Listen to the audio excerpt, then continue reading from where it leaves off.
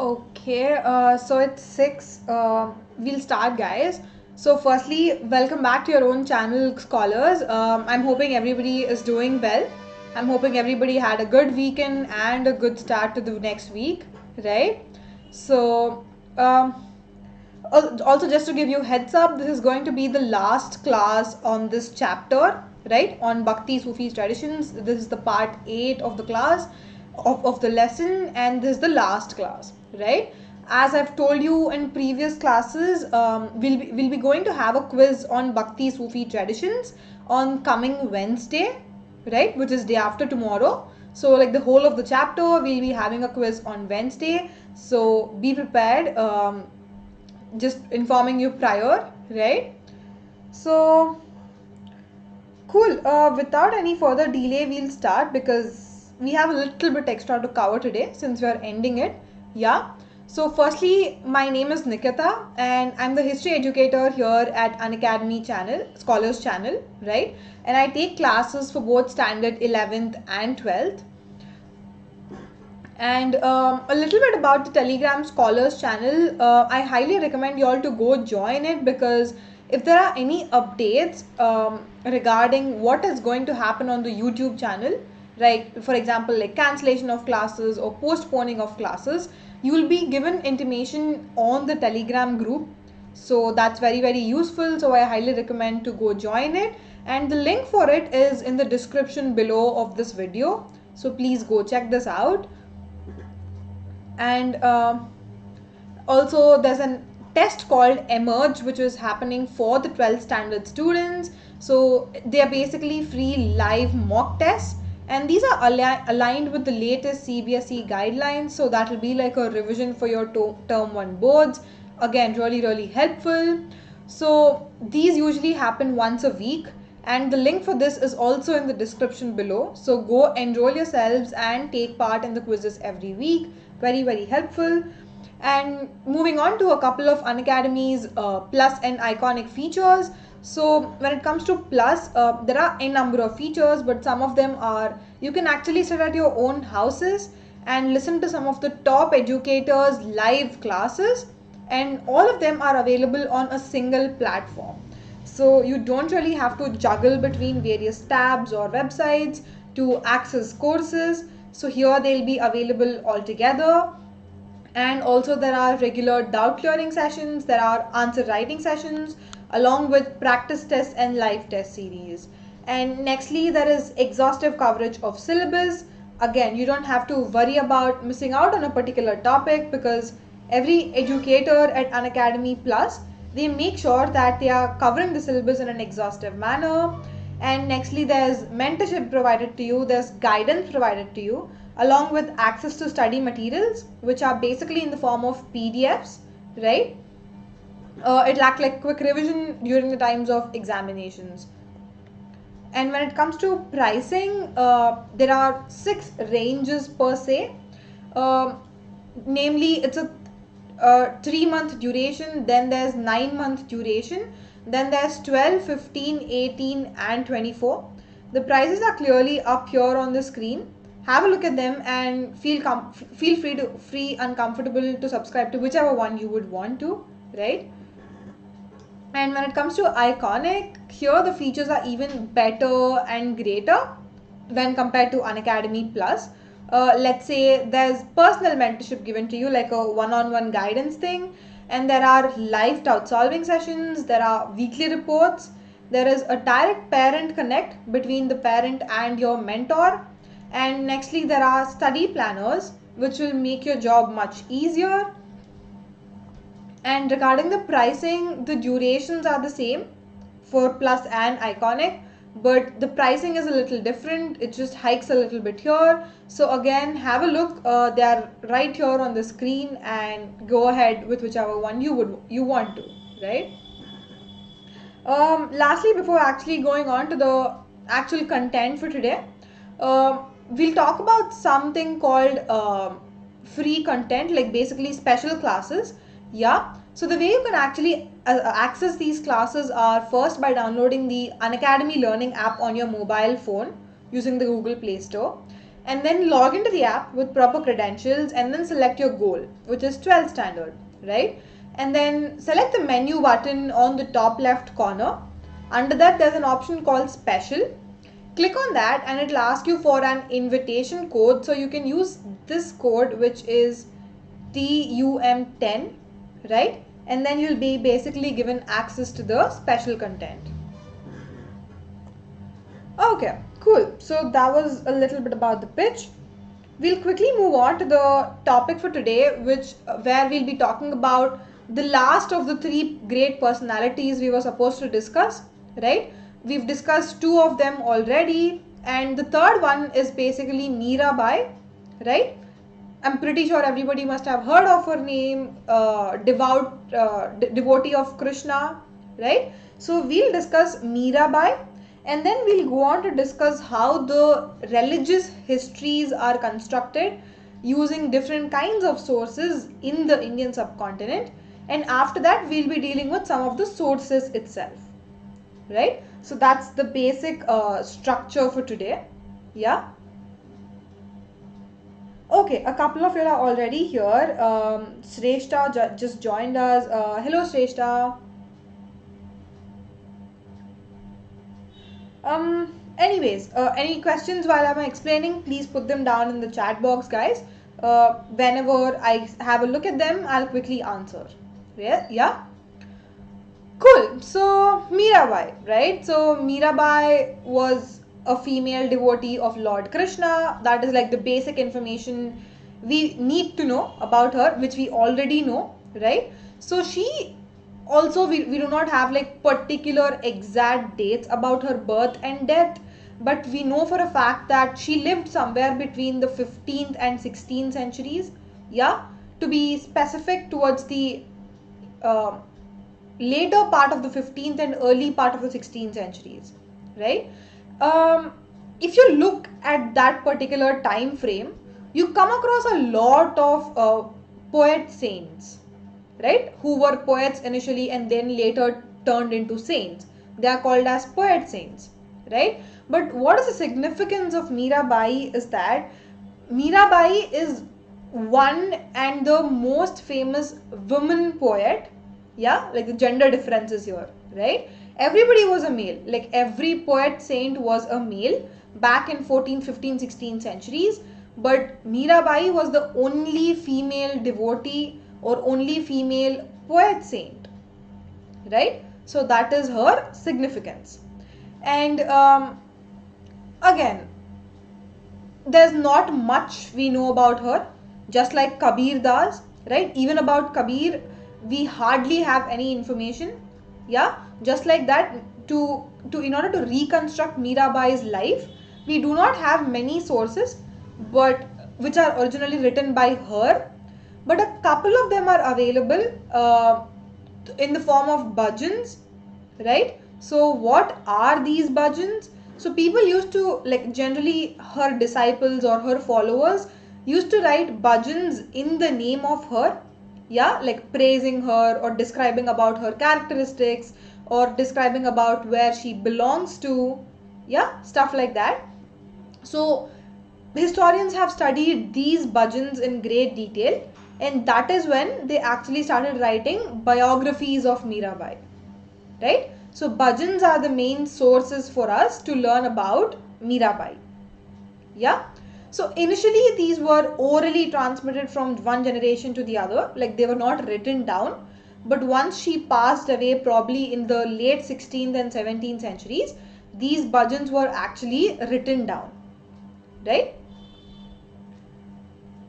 Okay, so before moving ahead, a couple of you have already joined. Good evening everyone, whoever joined right now, right? And also Shrestha has a question, is this last video of this chapter? Yes, Shrestha, I was mentioning this earlier as well, that this is the last part, right? After this we'll be having a quiz on Wednesday, and later we'll be moving on to the next chapter, right? So basically the last class for today. Okay, so Ayush just joined. Hi Ayush. Anyways, so we were talking about bhajans, right? Initially oral traditions, but later written down on a piece of paper. Yeah.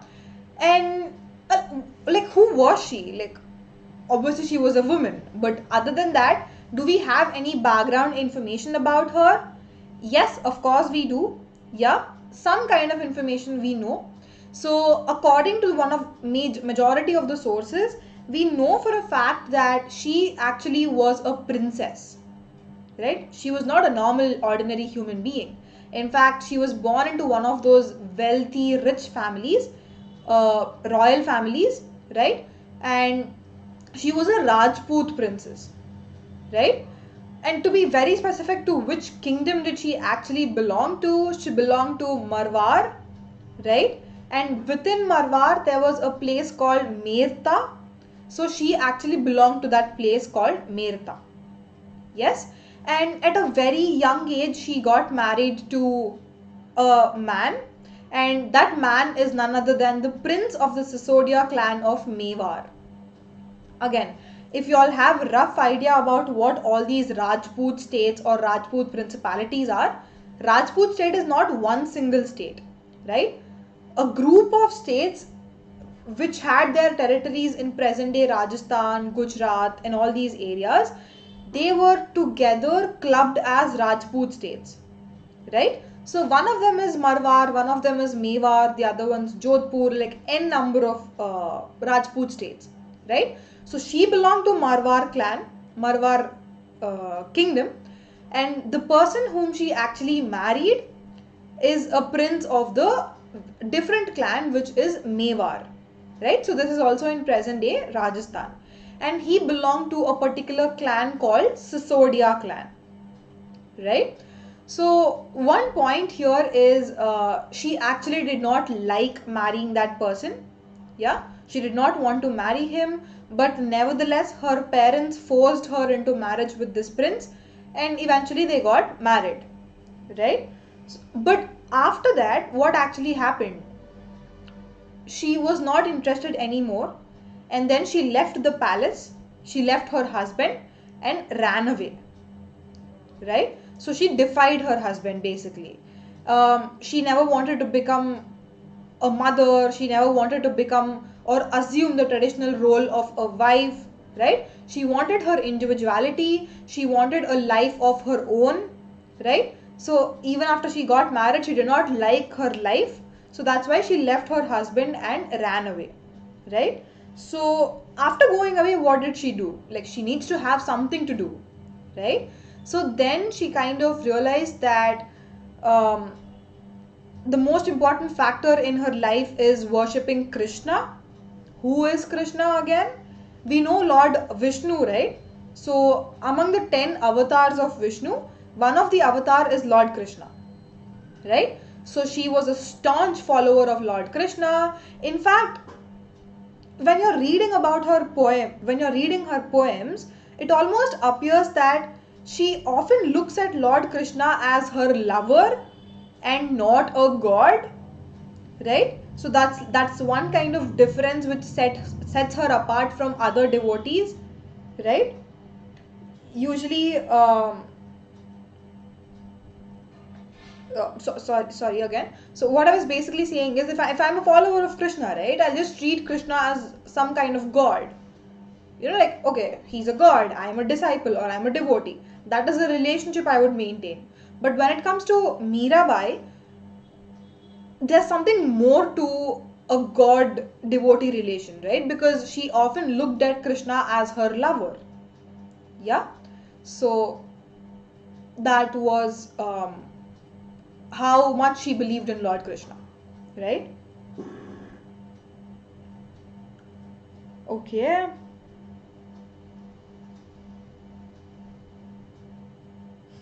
Okay, Ayush, I know this chapter is a mess. There's a lot of information which you need to like learn.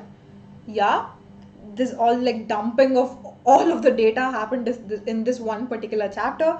I get your concerns, but there's nothing I could do from my end except for explaining concepts in detail, right? I'm hoping it's somewhat clear to you, but again, there needs to be some work from your end also. So just go through the videos again and again, or read it twice, thrice. That must make sense at least, Yeah. Um,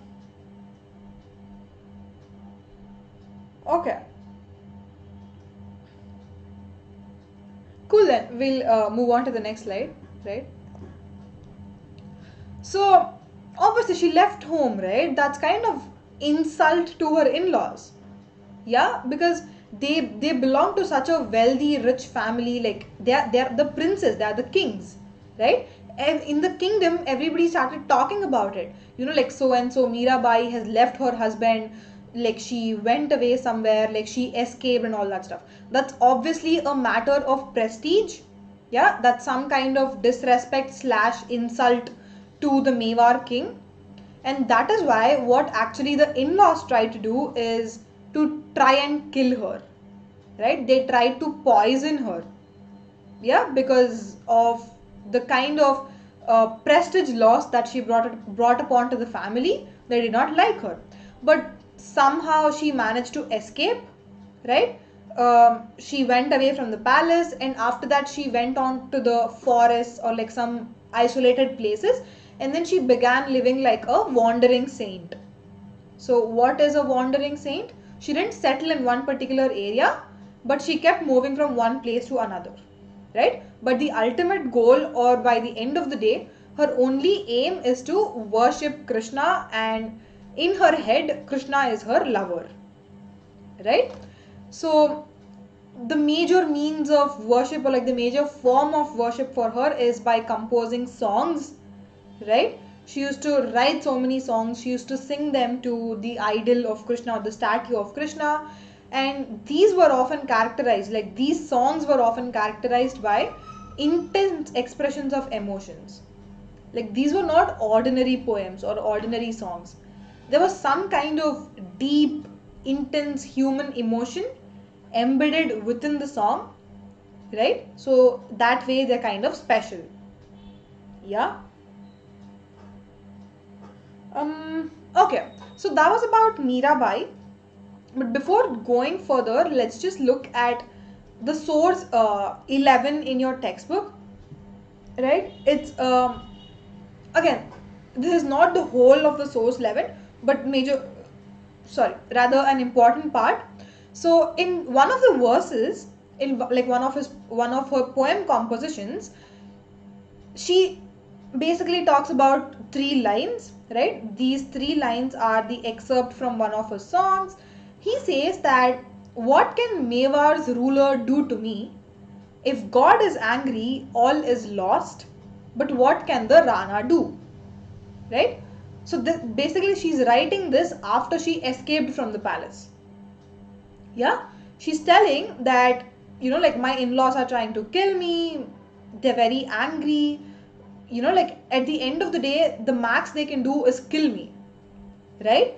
But again, if God doesn't want me to be dead, they can't do anything, because God has the ultimate power but not the king, right? So she expresses her frustration, or like she expresses her feelings through the form of this poem, and then she finally asks, what can the Rana do?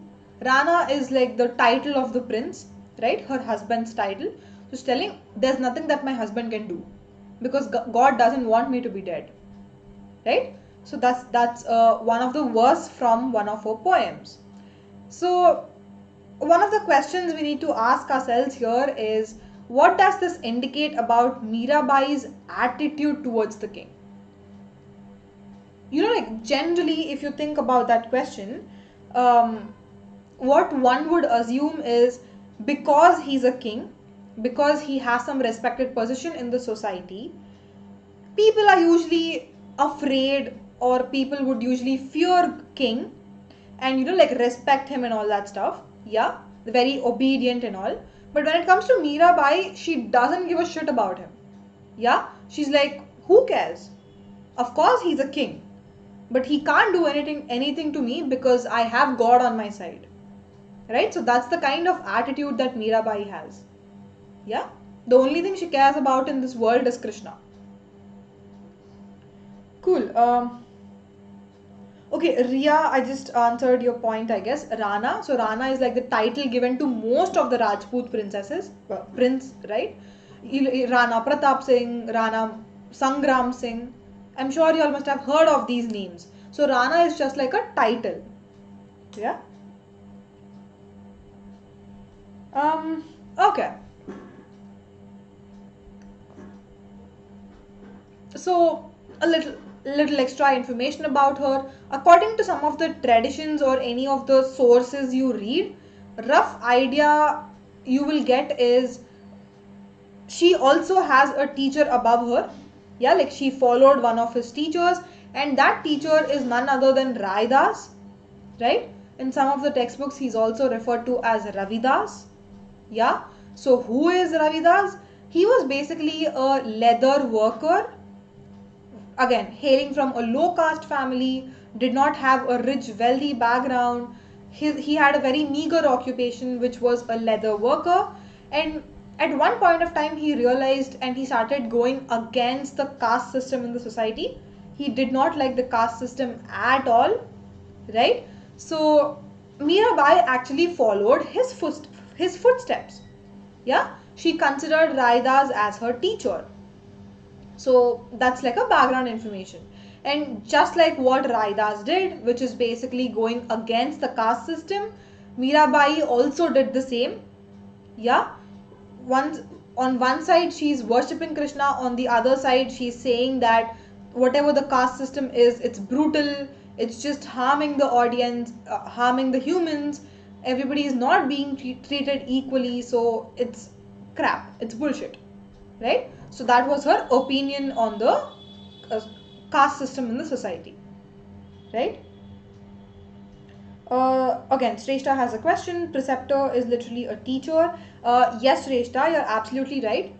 Very literal terms, like crude translation into English, preceptor is a teacher slash guru, right? So you're right.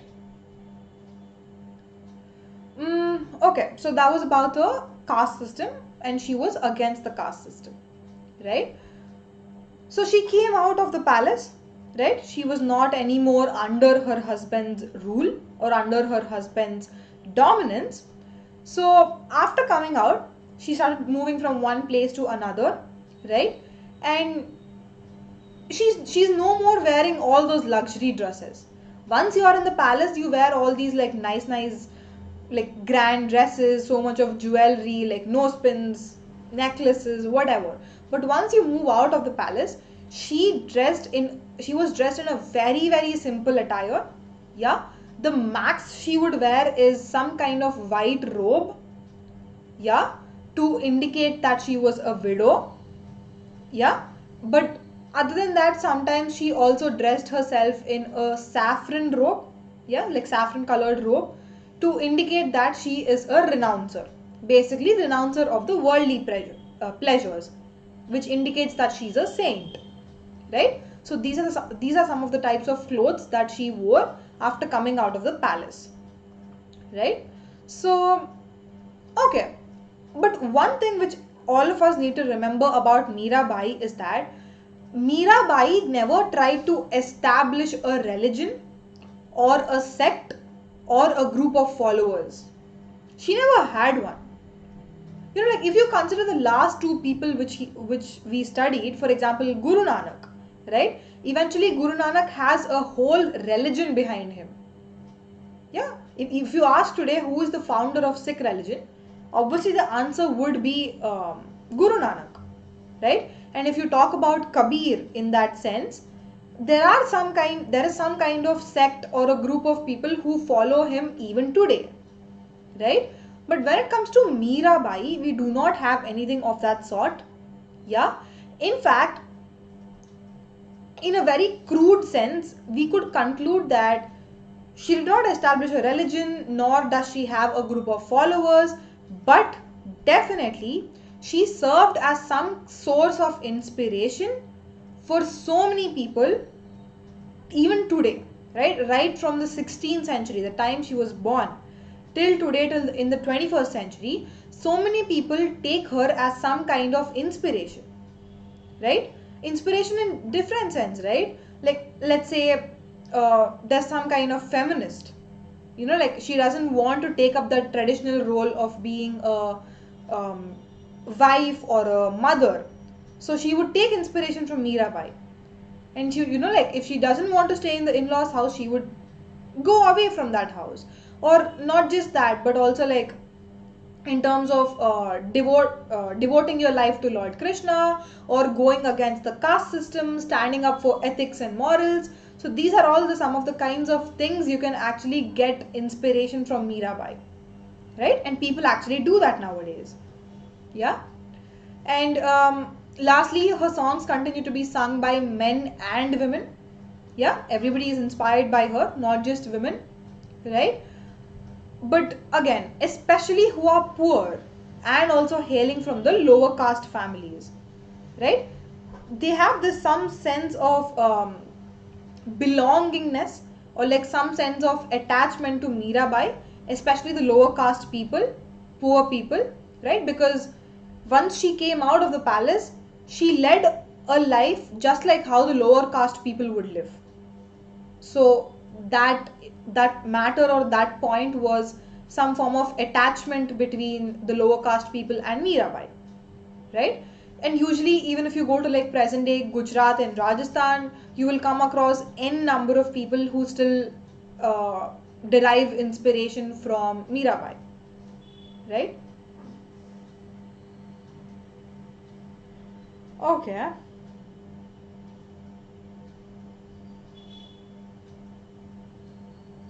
Okay, Ria says she's a fan of Radha. Cool. Okay, Tushar just joined us. Hi, Tushar. Anyways, any doubts still here, guys, regarding Mirabai? It's a fairly simple read. Yeah, nothing complicated or like no conceptual stuff involved. But it's just some of the important points you need to remember, because again, a very influential figure even in terms of your examinations, right?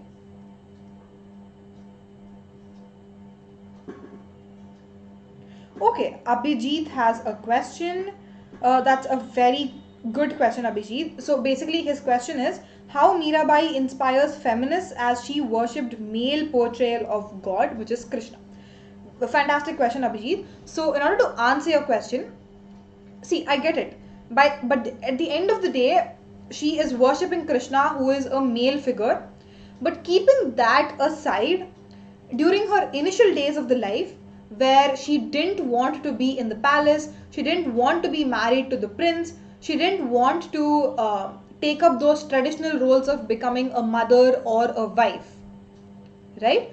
So that's some kind of inspiration to the feminists, right? Because she did not just stick to the roles. For if like a normal woman, let's say like any ordinary woman belonging to that period, she would be very very afraid to leave the palace and run away, because she'll think about all these aspects like what will society think of her, am I bringing disrespect to my family, what will my parents think about me, like I don't want to hurt my parents feelings. So these are all some of the things which will be revolving in the minds of any ordinary woman back in those times. But the mere fact that she went against all this, she chose her individuality, her happiness above everything else. Yeah, so these are some of the feministic features. Yeah, so that's where I've referred to the feminist. Um, I'm hoping that the point is clear, Abhijit. Yeah.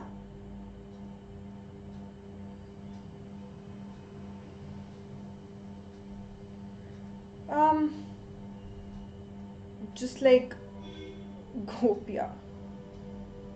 Anyways, okay, Shubhangi joined us. Tushar is here. Hello everyone. I'm good, Tushar. Thanks for asking. I hope you're doing good too. Yeah.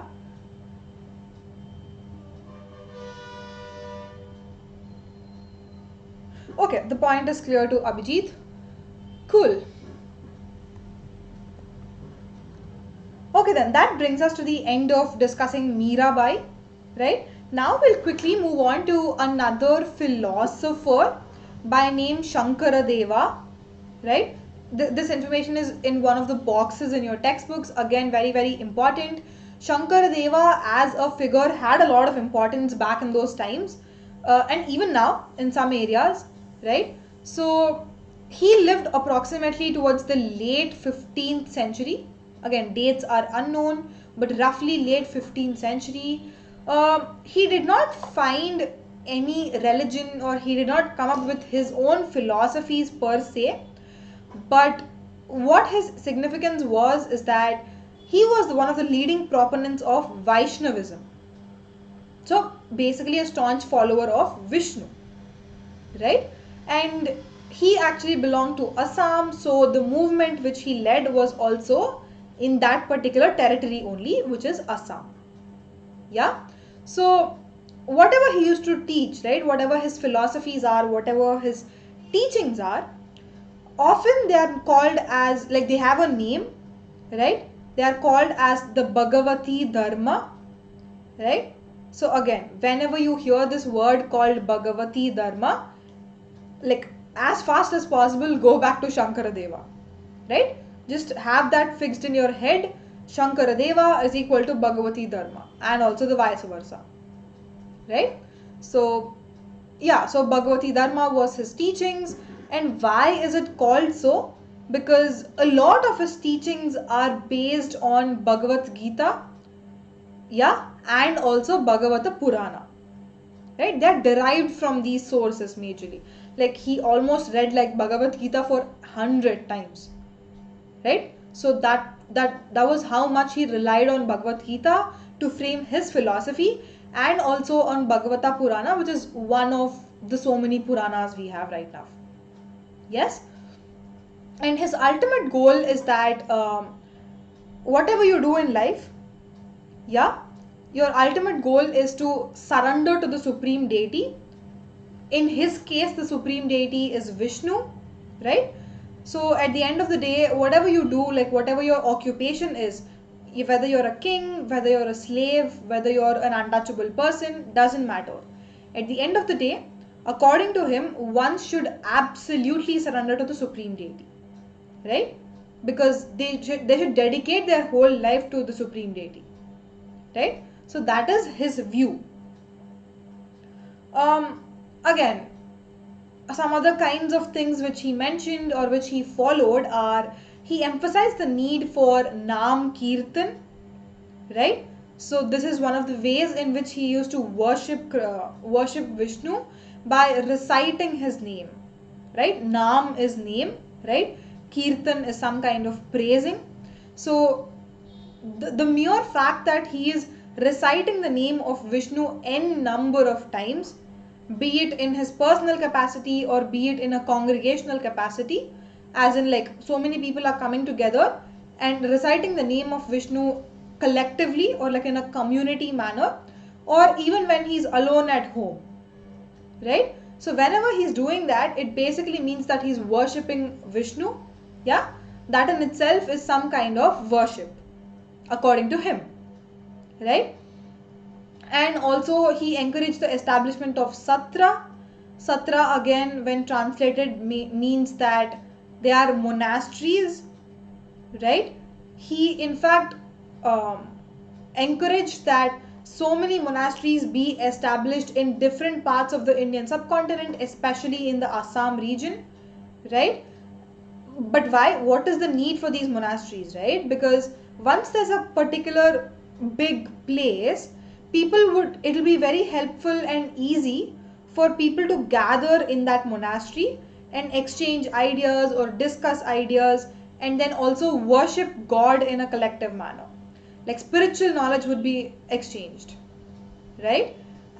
These are also called as prayer halls, and the other name given to it is Namgar, right? So these are a couple of things which he believed in.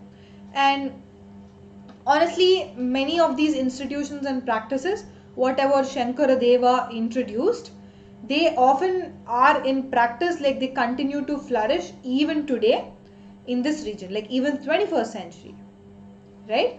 And while he was alive, one of the major compositions which he worked on was Kirtana Gosha. Yeah. the spelling is here. It's Kirtana Ghosha. He actually wrote a lot of works, yeah, a lot of material, but one of the very famous one among them is Kirtana Ghosha. Yeah.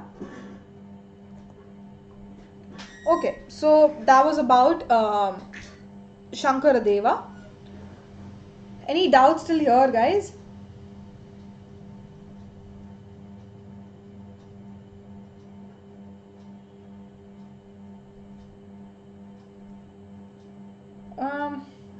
I'm hoping things are pretty clear because Mirabai and Shankardeva are fairly easy to read. Yeah.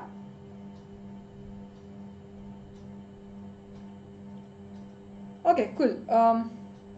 We'll quickly move forward because there are no questions.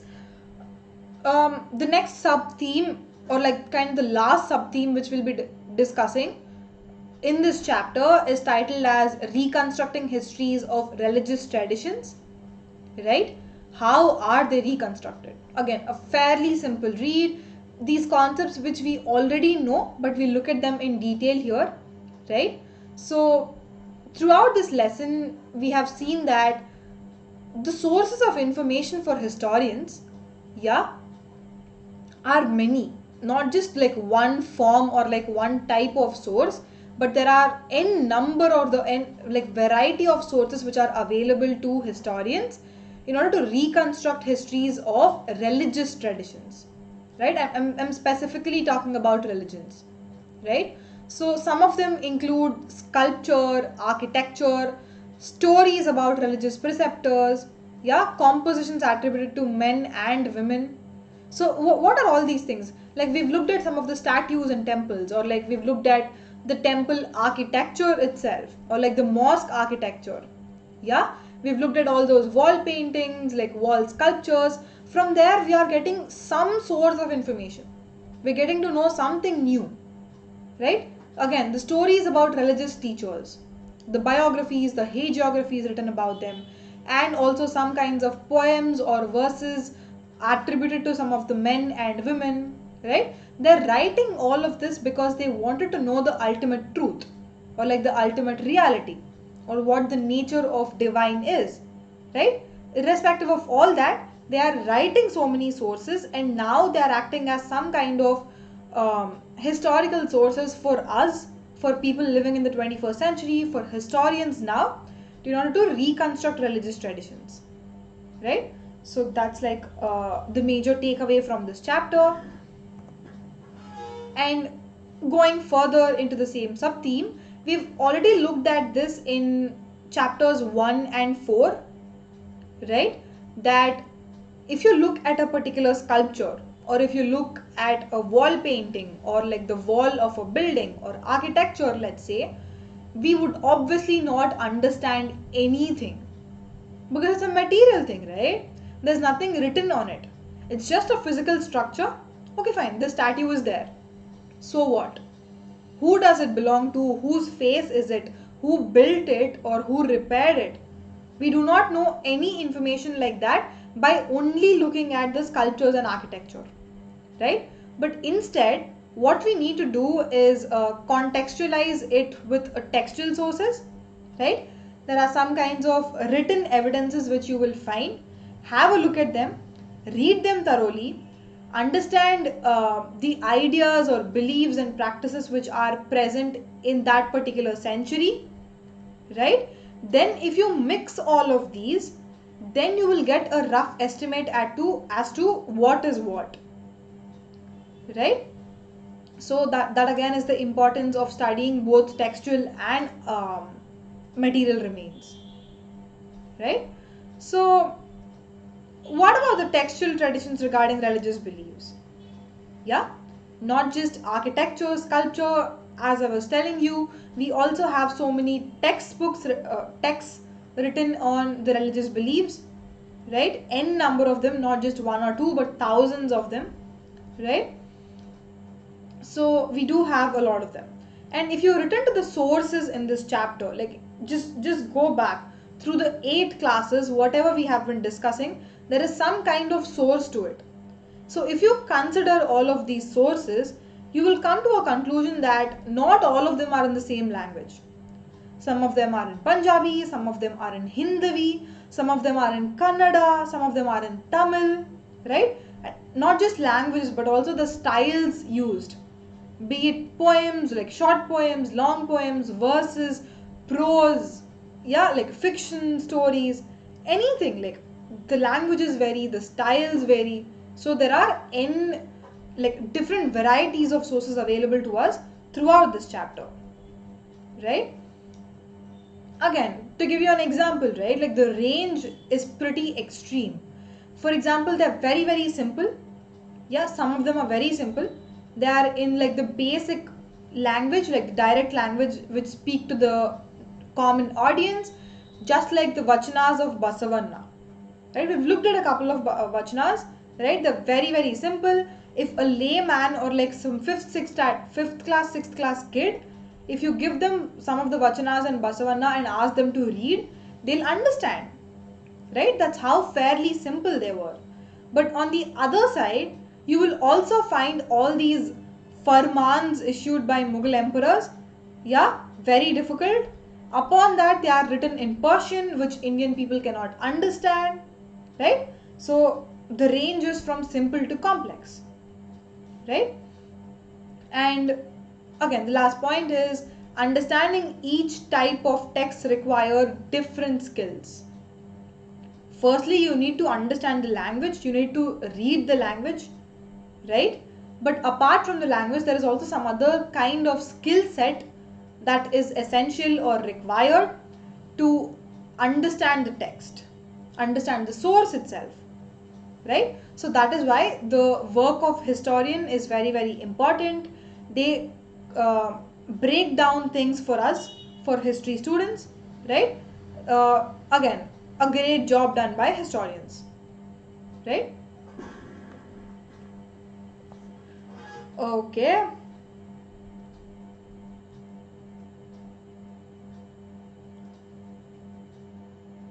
That was about the reconstructing of sources. I am hoping it's clear. No questions, therefore we'll move ahead, right? So now we'll actually look at different varieties of sources, yeah, which are used to reconstruct the history of Sufi traditions.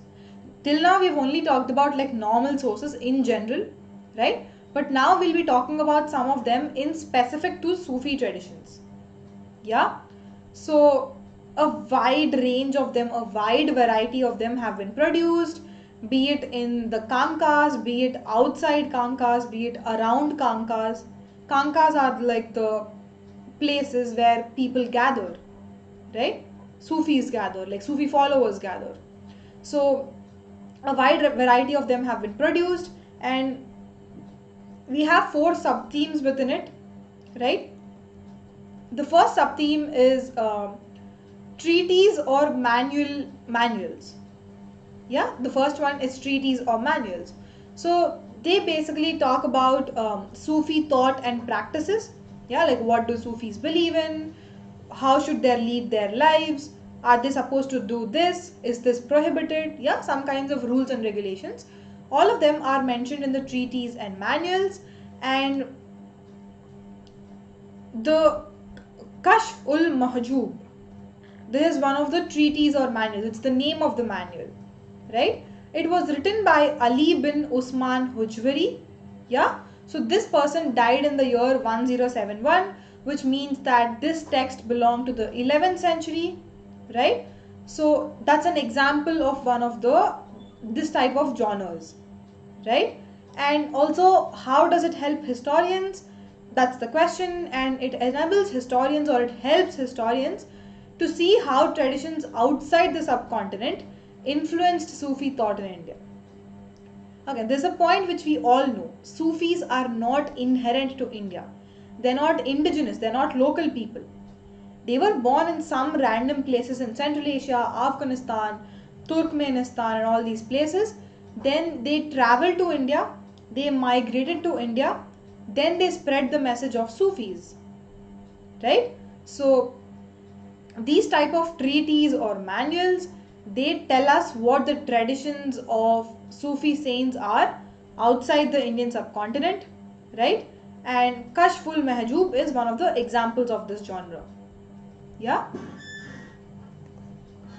Cool. So that was about the first type of sources to study Sufi order. Yeah. The next one is Malfuzat, right? Again, these are important, guys. Please remember the names. Yeah. The second one is Malfuzat, and if literally translated into English, it means it's uttered, right? Uttering is like saying from your mouth, right? And what is this Malfuzat? What does it consist of, right? So the basic content of these Malfuzats are conversations of Sufi saints. Yeah, um, I'm a Sufi saint, and like there's another Sufi saint. We both are having a conversation on some kind of ideologies, right? On some kind of knowledge systems. So whatever conversations are happening in the dialogue format, they are written down, and these have an official name which is called as Malfuzat, right? Again, an example, or like the early example of one of these Malfuzat is this. An early text on Malfuzatis is the Fawad al-Fuad. Again, Persian names, difficult to pronounce, but you don't need to remember these names, but remember what they are called as, right? Like the first one is manuals or records, the second is Malfuzats, and just like this you have two others, right? So remember that broader categories. So one of the early texts is Fawad al-Fuhad, right? So these are the conversations of Sheikh Nizamuddin Aulia, right? Whenever Sheikh Nizamuddin Aulia is having a conversation with another Sufi, like intellectual conversations, not like daily conversations, right? So all of them are compiled into a collection. Yeah, in this case they are compiled by Amir Hassan Sizzi Dehlavi. Yeah, he is a noted Persian poet. We've come across this name in three classes before also, right? So he compiled the conversations of Sheikh Nizamuddin Aulia, and the broader category is called as Malfuzat, right? And if you go back to source 9 in this textbook, it has an expert of this particular text, which Hassan Sizdi wrote. Yeah. So again, Malfuzats is not specific to one particular order, one particular Sufi order, but with the permission of the sheikhs, yeah, basically Sufi saints, anybody can write Malfuzats. Yeah, and these had obvious didactic purposes. Didactics in rough sense is moral or ethical, right? So obviously if you read these Malfuzats, you will get some kind of moral information or moral rules and regulations, right? And several examples have been found from different parts of the subcontinent, including the Deccan. So by that time, Sufism has already spread to various parts of the Indian subcontinent. Yeah, people started writing Malfuzats, and even now you have sources about Malfuzats from the Deccan region as well, right? And obviously they were compiled over several centuries. They're not written in one night or one year, but as Sufi saints changed, as the writers or authors changed, it just got it just started getting compiled over several centuries, right? So that's the point about Malfuzat. Any questions till here, guys?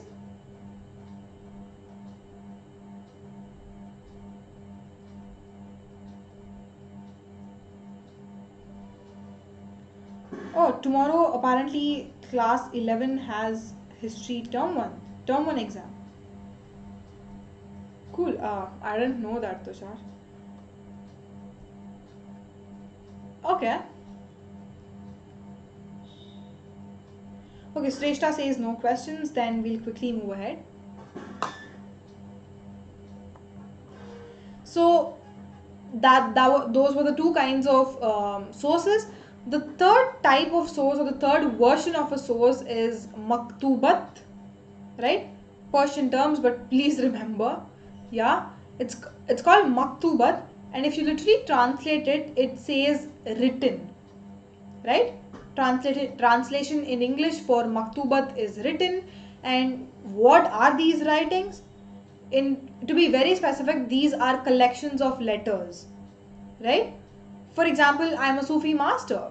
Yeah, I feel like writing letters to so many people, be it another Sufi, be it disciples, be it followers, be it family members, or like personal letters, right? So, any kinds of letters, yeah, they tell us about the Sheikh's experience of religious truth.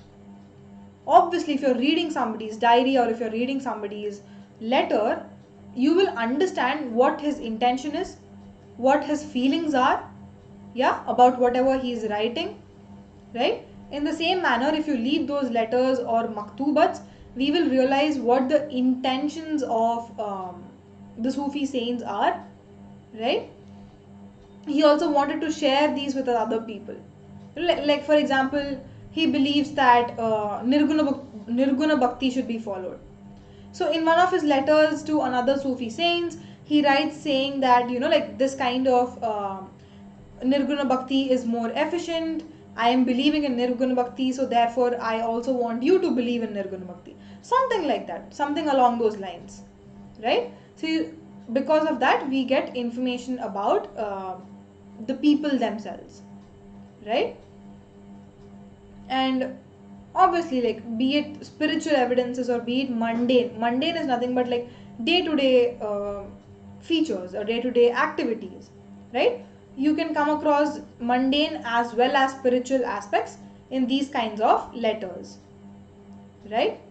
So again, going back to one of the examples, one of the letters are called as Maktubat I Imam Rabbani, right?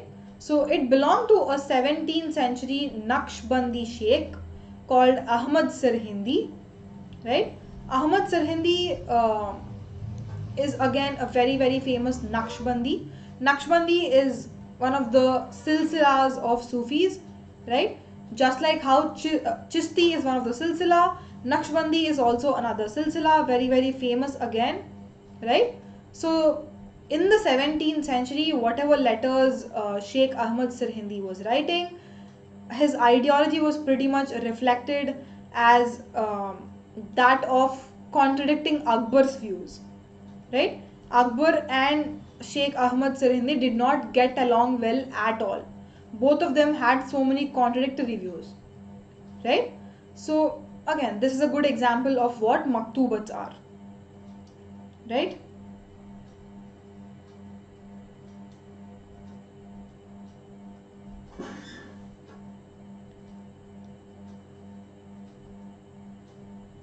Okay. The last one is tazkiras, yeah. And again, if you literally translate it, it means to mention and memorialize, yeah.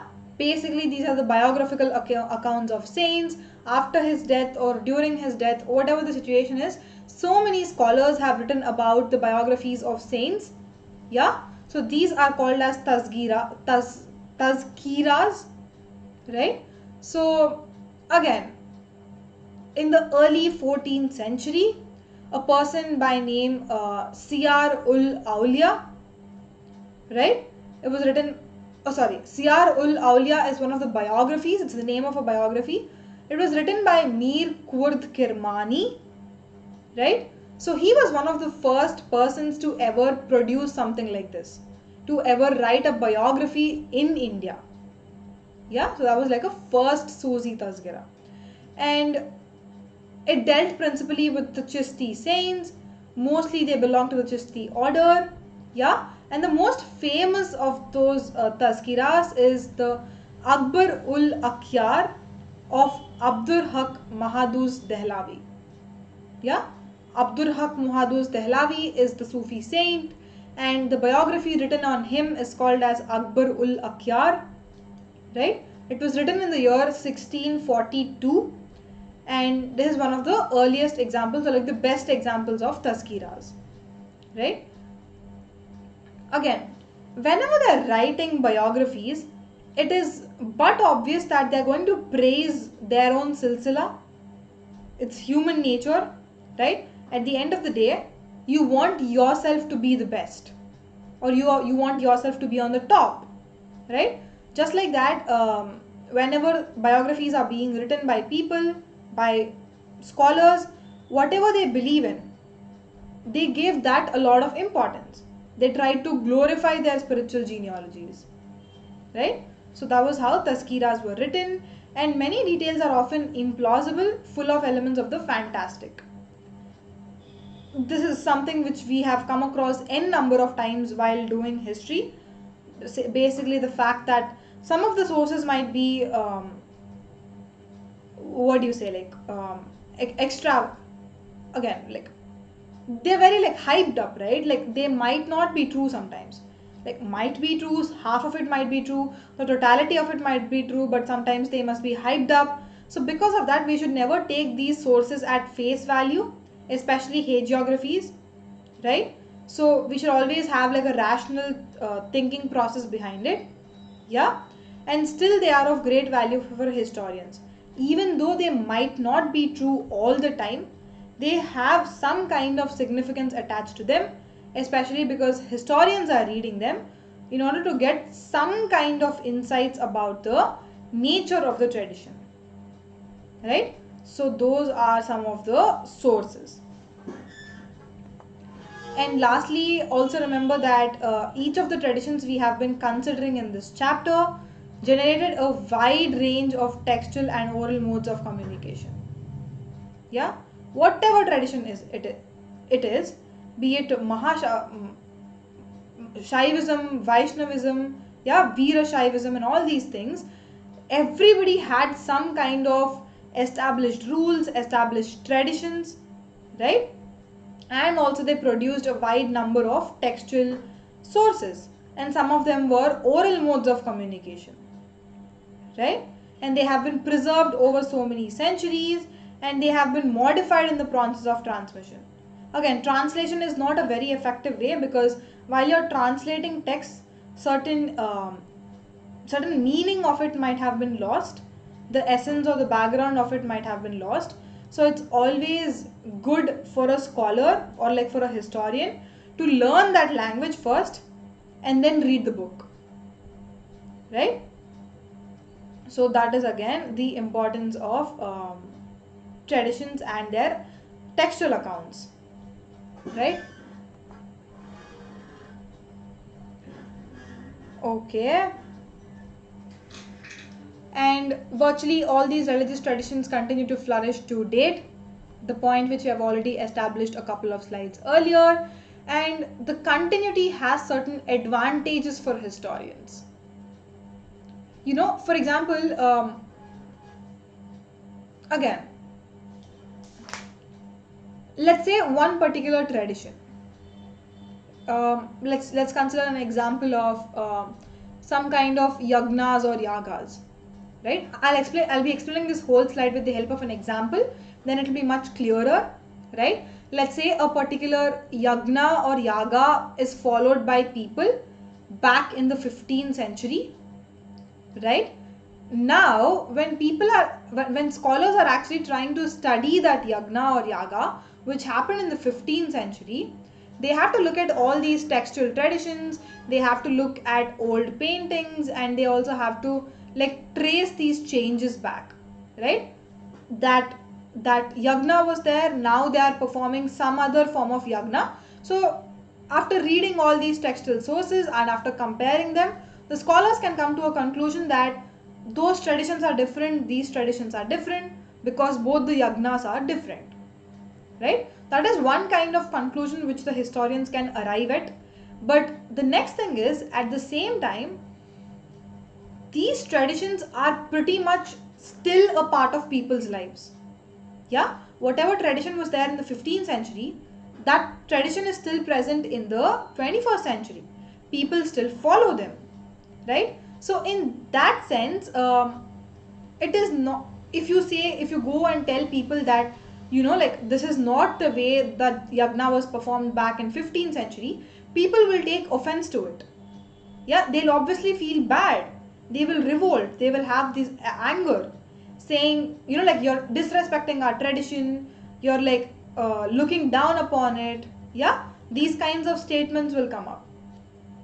If you say that there are some kind of changes, yeah, again, so if you say they are the same, if you say they are the changes, there are some changes in traditions, either way it's a challenge for the historians, because religion as a whole is a very sensitive matter, right? Whenever historians are investigating into these traditions, it's very very important for them to be sensitive, right?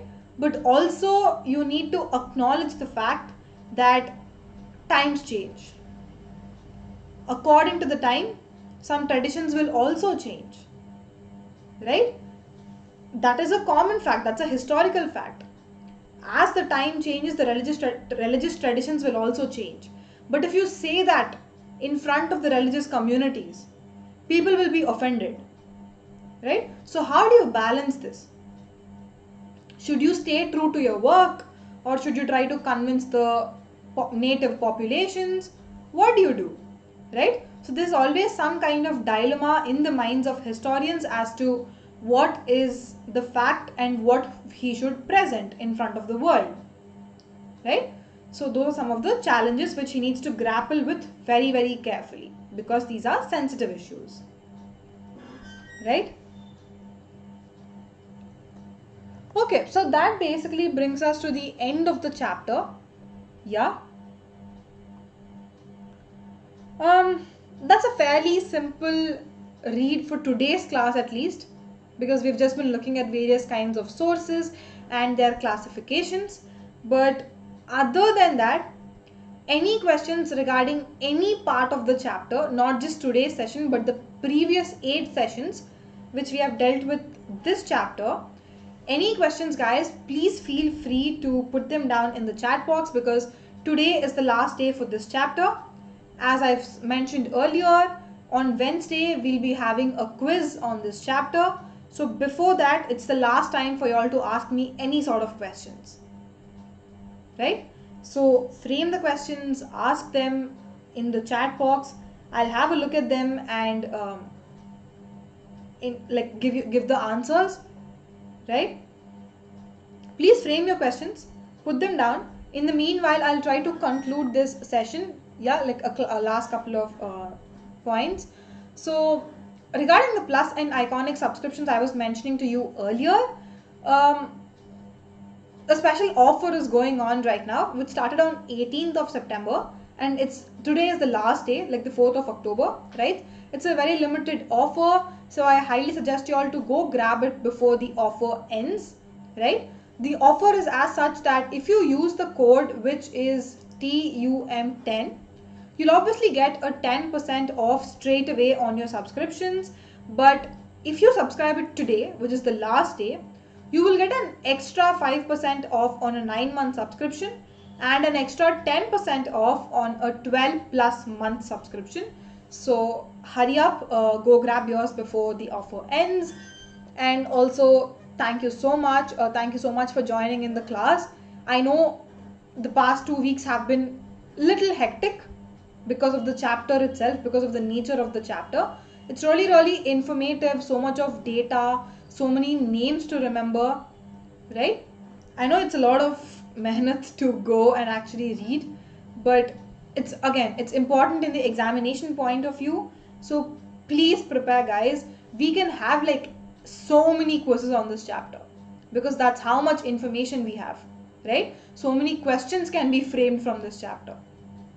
Yeah, so please go back, look at the videos, look at the notes you must have prepared while listening to the videos, or just go read the textbook directly, whatever is feasible to you, but just please be prepared, right? Because again, reiterating my point again, on Wednesday, which is 6th of October, day after tomorrow, we'll be having a quiz at 6 p.m. It's a Menti quiz. I highly recommend you all to come prepared, right? So cool, that's all I have to say from my end, right? But any questions, please feel free to ask. If you all understood everything, just give me a thumbs up in the chat box. Yeah, then at least I'll get to know whether the concepts are clear or not, right?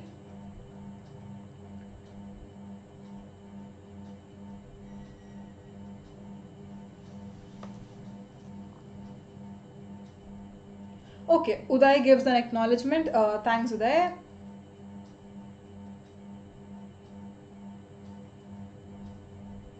Okay, so basically I'm taking things are clear. Yeah. So that brings us to the end of the class, guys. Then I'll see you again on Wednesday, right? I'll see you for the quiz. Till then, have fun, but be safe, and most importantly, have a good day tomorrow, right? Cool then. Bye everyone. Bye Shrestha. Bye others as well.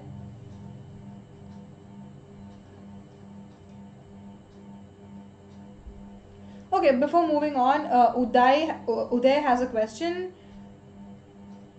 Ma'am, why Sufism got so much fame? Okay, that's a good question, Uday. But to be very honest, fame has to do a lot with the number of followers it has, right? Like for example, let's consider India only, right? Like within India, we know that Hinduism is the most famous religion. Many, like more than 80% of the populations of Indians follow Hinduism. But why? Have you ever wondered why that is the case? There are so many other religions, right? Like Islam is there, Christianity is there, Buddhism, Jainism, like Sikhism. So, yes, so many traditions. But why only Hinduism is dominant in India? That is because so many people are attracted towards the religion.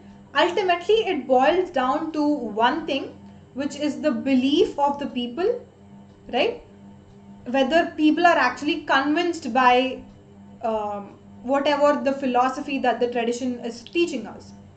Yeah, it has to do more with whether people are convinced or not, right? In the same manner, even when it comes to Sufism was able to attract a lot of people by saying some moral ethical things, right? People were convinced because of Sufi saints. They believed that Sufi saints are like the real mediators between them and God. They believed in Sufism, right? So belief, convincing, these are some of the terms which are associated with the fame of Sufism, right? Okay, I'm hoping that point is clear, Uday.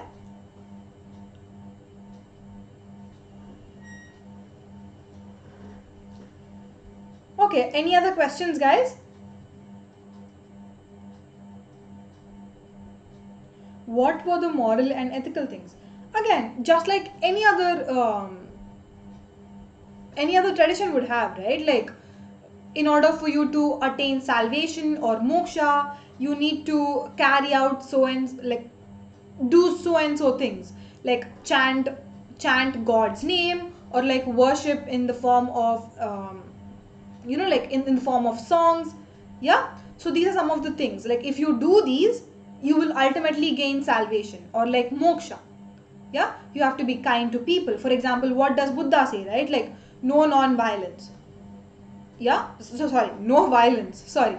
He stresses on non-violence. He stresses on no sacrifices. Animals should be treated equally. Everybody is equal, right? In the same manner, Sufism also stresses on some of the ethical things, right? How a person is supposed to live their life on ethical terms.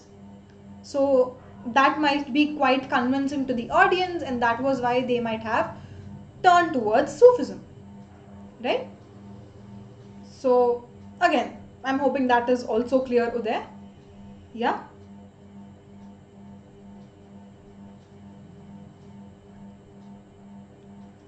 Any other questions?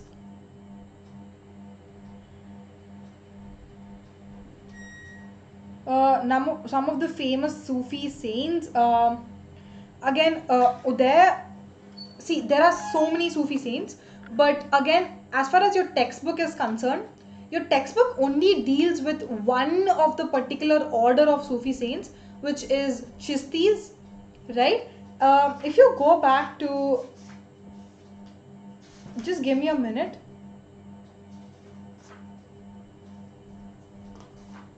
Yeah, go to page number 154 of your textbook, right? If you go to page number 154, in the bottom part of the page, there's a box saying major teachers of the Chishti Silsila, right? In the whole of the chapter, only these 5 names are mentioned regarding the Sufi saints, right? Only these 5 are important. Like we've discussed about Nizamuddin Aulia, right? Nizamuddin Aulia, Fariduddin, Nasiruddin, Chirag. So all these are a couple of important names when it comes to the Chishti order, right? If you want in detail, just refer to that table on page 154. Yeah.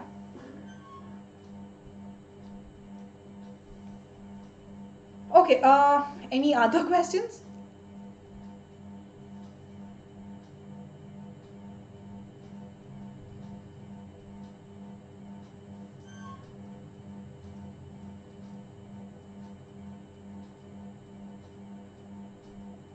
Okay.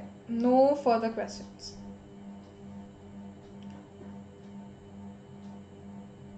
Differences between pilgrimage and Hajj. There is no difference.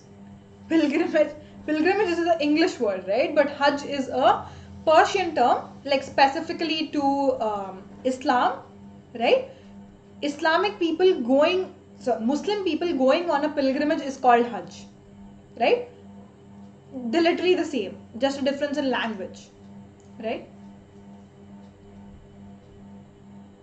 But again, pilgrimage is like a broader umbrella term, right? Let's say I'm a Hindu and I want to go visit, like, I don't know, like Vaishnava Devi temple in some other region of the Indian subcontinent, or I want to go visit Vishnu temple or like Puri Jagannath temple in Orissa, whatever it is, still I'm going to some other place on a temple visit. That is also called as pilgrimage, right? Pilgrimage is the mere act of going and visiting a religious place, but Hajj is very specific to Muslims, right?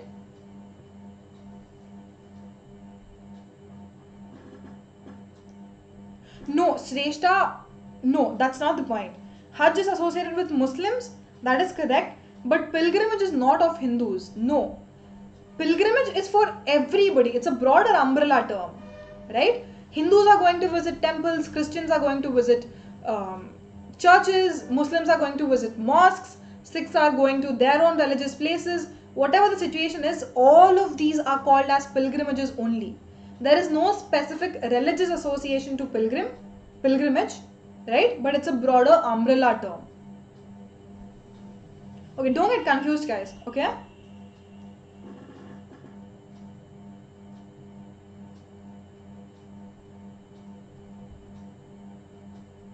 Okay, Shrestha got it. Uday has another question. Ma'am, why did Guru Nanak ji didn't make his son his successor? Okay, fair enough question.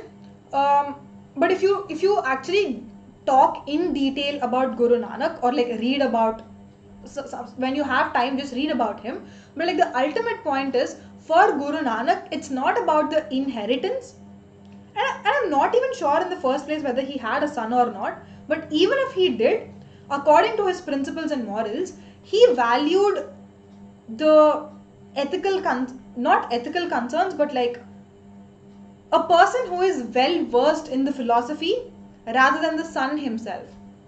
Yeah, it might be possible that his son doesn't want to be the preceptor, or his son doesn't want to be the follower of Guru Nanak, or even if he is interested, he is not capable to be one, right? He doesn't have that ability. So whatever the situation is, he didn't just become the next preceptor, right? But in fact, he chose one of his most trusted disciples, right? And then he later became the follower or preceptor. Yeah.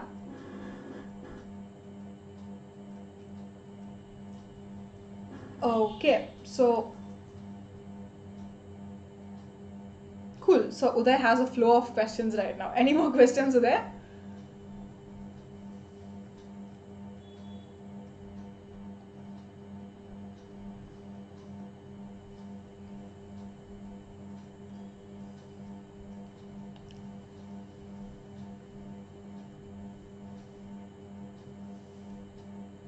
Any questions?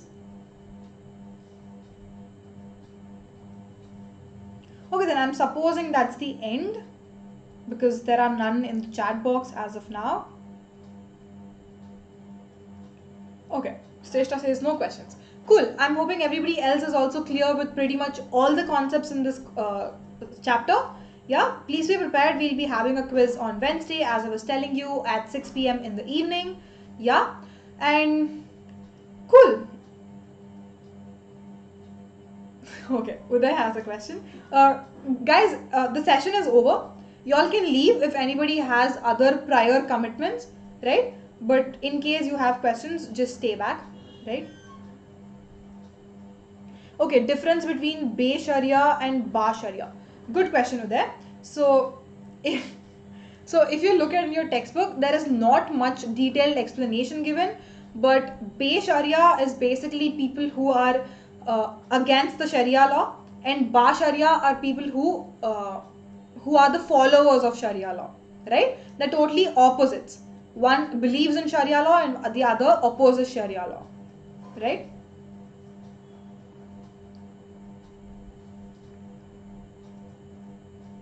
Okay, is that the end, Uday, or do we have some more coming in?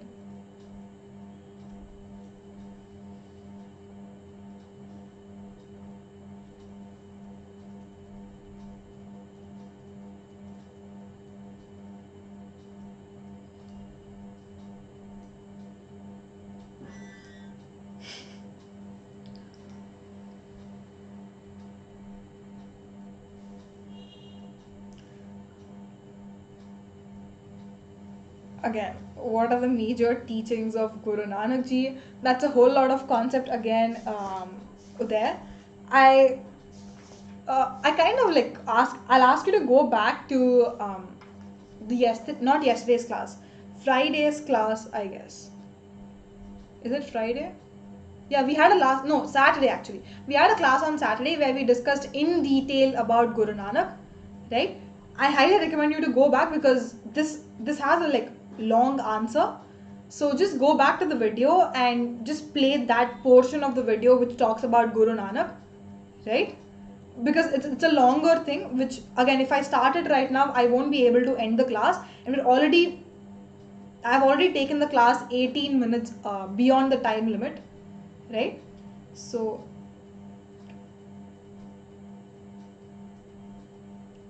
cool, just go back because these are like detailed concepts, but any clarifications needed, like any small doubts, you can ask them right now. Yeah.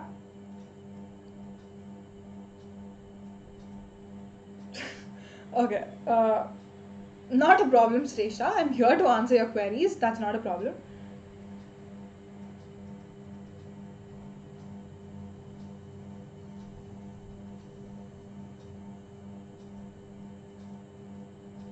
Okay, cool then. It's 7:20.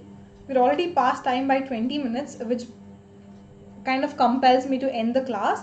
But in in case of any further questions, just put them down in the comment box, right? By the end of the day, if there are any questions, I'll answer them in the comment section itself of the video below. Yeah. Okay, so I'm ending the live stream, guys. I'll see you guys again on Wednesday for a quiz. Till then, have fun and be prepared. Yeah. Bye bye. Bye everyone.